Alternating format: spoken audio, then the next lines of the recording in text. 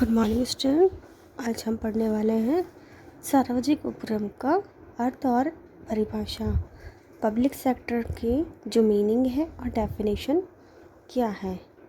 Public sector means सार्वजनिक उपक्रम।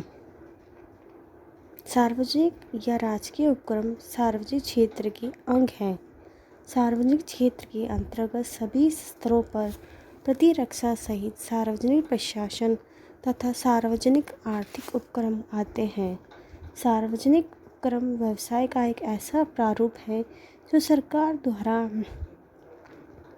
नियंत्रित एवं संचालित होता है और सरकार या तो स्वयं उसकी एकमात्र स्वामित्व होती है अथवा उसका अधिकांश स्वामित्व उसके पास होता है।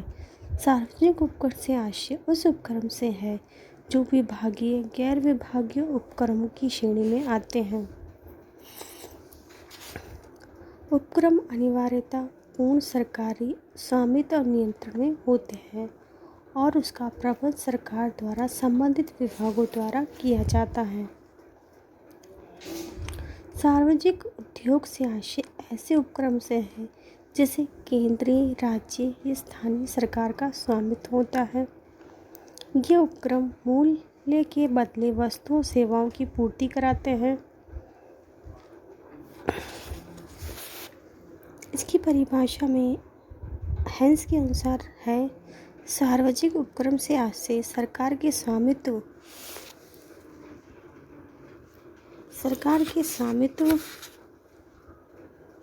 एवं संचार के अंतर्गत चलाए जाने वाले औद्योगिक, कृषि, वित्तीय, व्यवसायिक संस्था से है।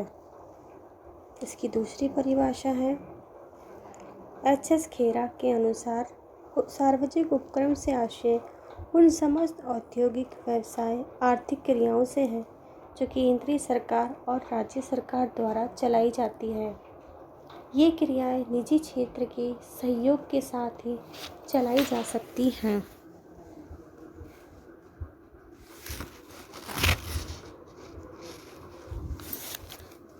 इसकी तीसरी परिभाषा है चक्रवर्ती के अनुसार सार्वजनिक उपक्रम व्यवसाय का एक ऐसा स्वरूप है जो सरकार द्वारा नियंत्रित एवं संचालित होता है।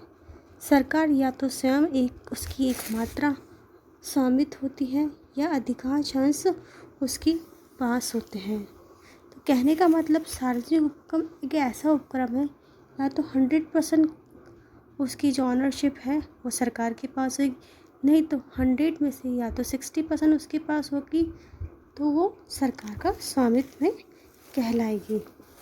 अब इसकी विशेषताओं में हम लेना चाहेंगे।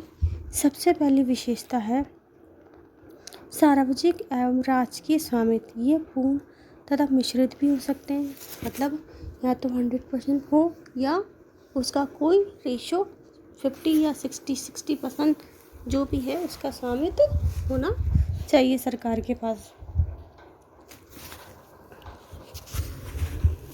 इसका दूसरा पॉइंट है सार्वजनिक एवं आर्थिक उद्देश्य।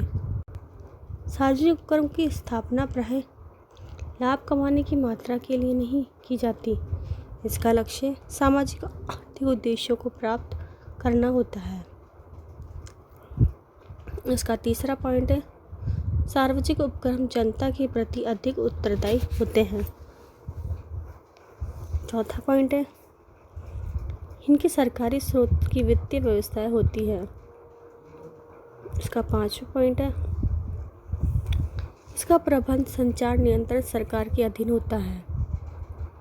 इसका छठा पॉइंट है यह उपक्रम सार्वजनिक उपक्रम की मधुर औद्योगिक संबंध होते हैं।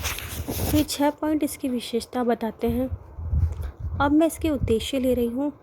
किसी भी संस्था या क्षेत्र के उद्देश्य उसकी मूल अभिप्राय को प्रकट करते हैं। उद्देश्यों की सहायता से कार्य संचालन का निर्माण निष्पादन संभव हो सकता है। सार्वजनिक क्षेत्र और उपक्रम यद्यपि निजी क्षेत्र के विरोधी नहीं होते, लेकिन उद्देश्य और कार्य प्रणाली की दृष्टि से इनमें काफ़ी भिन्नताएं होती हैं। सार्वजनिक उपक्रम क्षेत्र के निम्नलिखित उद्देश्य हैं, जैसे देश के विकास और की आवश्यकताओं के लिए एक सुदृढ़ आधार निर्मित करना,